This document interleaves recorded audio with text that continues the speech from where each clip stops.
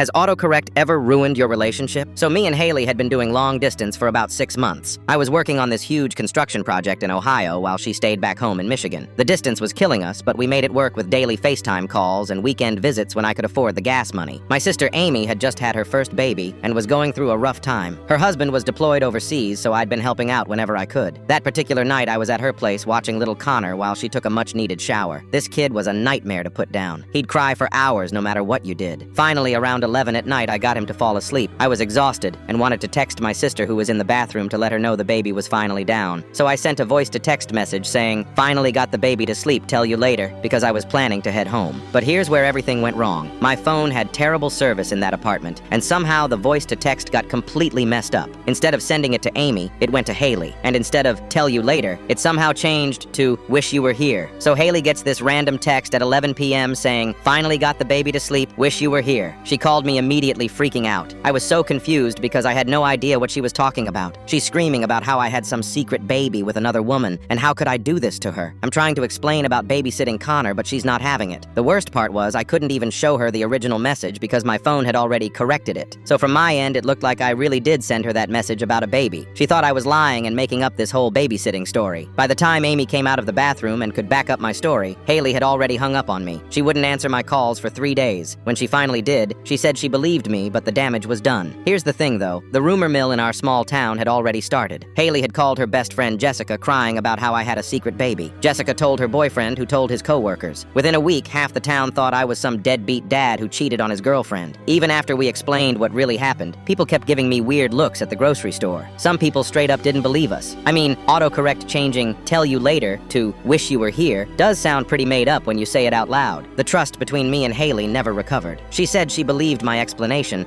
but I could tell she always had this tiny doubt in the back of her mind. Every time I worked late or didn't answer my phone right away, I could see her wondering if maybe there really was someone else. We tried to make it work for another year, but that one stupid text message poisoned everything. Every argument somehow came back to that night. She'd bring up how scared she felt thinking I had betrayed her like that. Last month, we finally called it quits. She said she couldn't shake the feeling that if I could hide something that big, what else might I be hiding? Even though I never hid anything, it was just autocorrect being evil at the worst possible moment.